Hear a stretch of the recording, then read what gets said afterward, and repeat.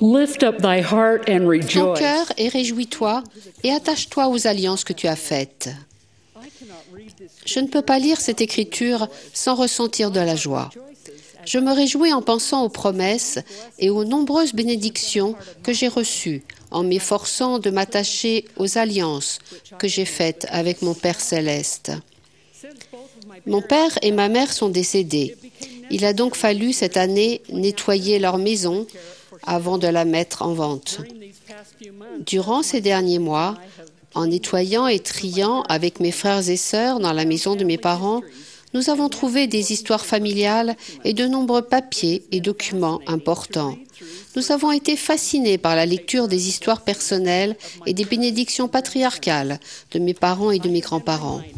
Cela m'a rappelé les alliances qu'ils ont faites et respectées. Ma grand-mère, Helen Hanks Rimmer, était une jeune mère quand elle a reçu sa bénédiction patriarcale en 1912. Quand j'ai lu sa bénédiction, les lignes suivantes m'ont sauté aux yeux et me sont restées à l'esprit. Tu as été choisi avant la fondation de la terre et tu étais un esprit choisi pour venir à notre époque. Ton témoignage sera magnifié et tu pourras témoigner. Le destructeur a cherché à te détruire, mais si tu t'attaches à ton Dieu, il n'aura pas le pouvoir de te détruire. Par ta fidélité, tu auras un grand pouvoir et le destructeur fuira loin de toi à cause de ta justice. Quand tu rencontreras la peur et les épreuves, si tu te retires pour prier dans ton lieu secret, tu seras consolé et les obstacles seront ôtés. Il a été promis à ma grand-mère que, si elle respectait ses alliances et restait proche de Dieu, Satan ne pourrait avoir aucun pouvoir sur elle. Elle recevrait de la consolation et de l'aide dans ses épreuves. Ses promesses se sont accomplies dans sa vie. Aujourd'hui, je vais parler de l'importance de s'attacher aux alliances et de la joie et de la protection qui découlent du respect de nos alliances. Certains des exemples que je vais utiliser sont tirés de « Filles dans mon royaume », l'histoire et l'œuvre de la Société de secours. Ce livre est rempli d'exemples de femmes qui ont trouvé beaucoup de joie à respecter leurs alliances. Le guide des Écritures nous dit qu'une alliance est un accord entre Dieu et l'homme. Dieu impose les conditions de l'alliance, les hommes acceptent. On reçoit les principes et les ordonnances de l'Évangile par alliance, ayant ainsi l'obligation importante et la grande responsabilité d'honorer l'engagement. Dans l'expression « s'attacher aux alliances », le mot « s'attacher » signifie adhérer fermement à quelque chose.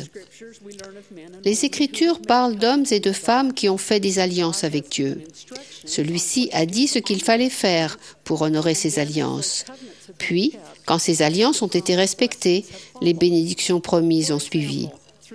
Par exemple, par l'ordonnance du baptême, nous faisons une alliance avec notre Père céleste.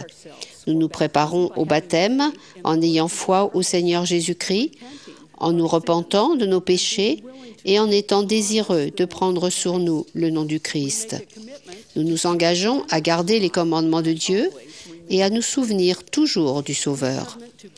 Nous faisons alliance de porter les fardeaux les uns des autres afin qu'ils soient légers. Nous nous disons disposés à pleurer avec ceux qui pleurent et à consoler ceux qui ont besoin de consolation. Dans les saints temples, on reçoit d'autres ordonnances sacrées et on contracte d'autres alliances. Dans les premiers jours du rétablissement, Joseph Smith, le prophète, souhaitait vivement que les saints reçoivent les bénédictions promises du temple. Le Seigneur a dit « Que cette maison soit bâtie à mon nom, afin que je puisse y révéler mes ordonnances à mon peuple. » Un des objectifs du Seigneur, quand il a organisé la Société de secours, est de préparer ses filles aux bénédictions supérieures de la prêtrise qui résident dans les ordonnances et les alliances du Temple. Les sœurs de Nauvoo attendaient avec joie, une joie immense, l'achèvement du Temple, car elles savaient que, comme Joseph Smith, le prophète, l'avait promis à Mercy Fielding Thompson, la dotation allait les faire passer de l'obscurité à une lumière merveilleuse. Après la consécration du temple de Nauvoo, plus de 5000 saints y affluèrent, afin de pouvoir y recevoir la dotation et l'ordonnance du scellement avant de se mettre en route vers la vallée du lac Salé. Brigham Young, de nombreux dirigeants de l'Église et des servants du temple ont passé leur temps, jour et nuit, à servir dans le temple pour que cette œuvre importante puisse être accomplie pour les saints. Nos alliances nous soutiennent dans les bons moments ou les difficultés. Boyd K. Packer nous rappelle que nous sommes un peuple d'alliance. Nous faisons alliance de donner de nos moyens en temps, en argent et en talent. Tout ce que nous sommes et tout ce que nous possédons dans l'intérêt du royaume de Dieu sur la terre. Pour parler plus simplement, nous faisons alliance de faire le bien. Nous sommes un peuple d'alliance et le temple est le centre de nos alliances. Il est la source de l'alliance. Les Écritures nous rappellent, et ce sera là notre alliance, que nous marcherons dans toutes les ordonnances du Seigneur. Grandes sont les bénédictions que nous recevons si nous nous attachons à nos alliances. Dans le livre de Mormon, nous lisons le sermon du roi Benjamin. Il y enseigne au peuple que Jésus-Christ viendra sur la terre et souffrira toutes sortes d'afflictions. Il lui enseigne que le Christ va expier pour les péchés de tout le genre humain et que son nom est le seul par lequel l'homme peut obtenir le salut. Après avoir écouté ces beaux enseignements, la multitude s'humilie et désire de tout son cœur être libérée du péché et être purifiée. Elle se repent et exprime sa foi en Jésus-Christ. Elle fait alliance avec Dieu de garder ses commandements. L'Esprit du Seigneur vint sur elle, et elle fut remplie de joie, ayant reçu le pardon de ses péchés, et ayant la conscience en paix, à cause de la foi extrême qu'elle avait en Jésus-Christ qui allait venir. Ammon est lui aussi un exemple de la joie qui découle de la fidélité à respecter les commandements de Dieu et à répandre l'Évangile. Ammon et ses frères ont aidé des milliers de gens à aller au Christ. Voici quelques-uns des mots utilisés par Ammon pour décrire ses sentiments quand tous ces gens se sont fait baptiser et ont fait des alliances avec Dieu. Comme nous avons lieu de nous réjouir. Ma joie est pleine. Oui, mon cœur déborde de joie et je me réjouirai à cause de mon Dieu. Je ne peux pas dire la plus petite partie de ce que je ressens. Il n'y a jamais eu d'homme qui ait eu autant de lieux de se réjouir que nous. Contracter et respecter des alliances sacrées nous permet d'avoir la compagnie du Saint-Esprit. C'est l'Esprit qui remplira notre homme de joie. La Deuxième Guerre mondiale a causé beaucoup de souffrance à beaucoup de gens dans le monde. Les saints d'Allemagne ont eu de nombreuses épreuves. Il y avait à Stuttgart une présidente de la Société de secours fidèle appelée Maria Spedel. En parlant de leurs épreuves, elle a dit « Notre confiance au Seigneur et le témoignage que nous avons de son Église ont été notre force. Avec joie, nous chantons les chants de Sion et plaçons notre confiance dans le Seigneur. Il supplée à tout. » Encore une fois, en respectant leurs alliances, des membres ont ressenti la joie même face à de terribles épreuves.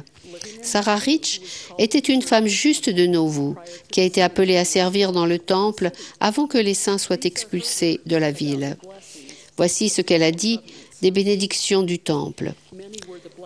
Nous avions reçu de nombreuses bénédictions dans la maison du Seigneur, ce qui a été pour nous une source de joie et de réconfort au milieu de tous nos chagrins, et nous a permis d'avoir foi en Dieu, sachant qu'il nous guiderait et nous soutiendrait pendant le voyage inconnu qui nous attendait. Auparavant, les saints avaient terminé le temple de Kirtland et beaucoup avaient participé à la consécration. Après la consécration, le temple avait été reçu par le Seigneur. Il leur avait dit d'être dans une grande allégresse à cause des bénédictions qui allaient être déversées sur la tête de son peuple. On a construit de plus en plus de saints temples sur la terre, et j'ai vu les bénédictions qui se déversent sur les membres.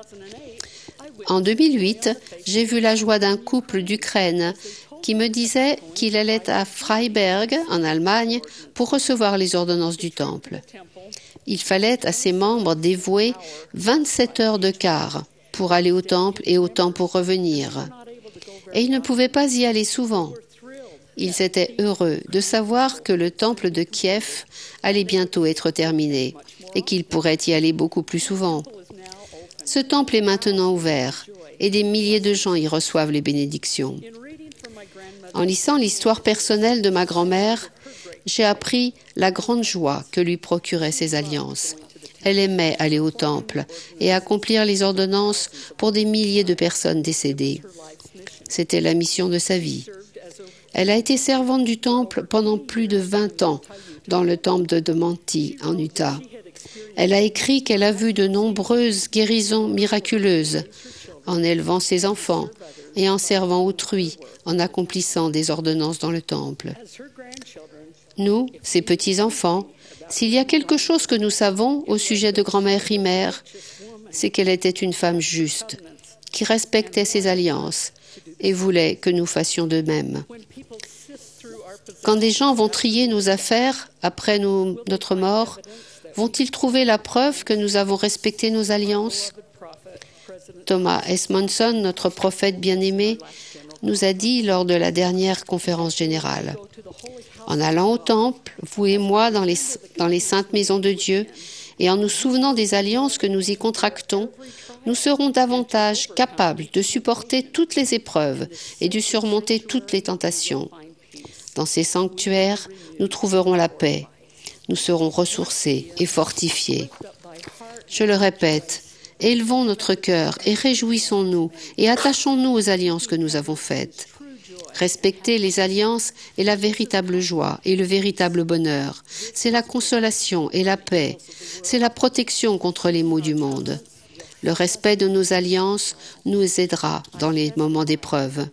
Je témoigne que si nous avons foi en Christ et si nous nous attachons à nos alliances, nous recevrons la joie dont il est parlé dans les Saintes Écritures et qui est promise par nos prophètes modernes. Chères sœurs, je vous aime. Et j'espère que vous ressentirez personnellement cette grande joie. Au nom de Jésus-Christ. Amen.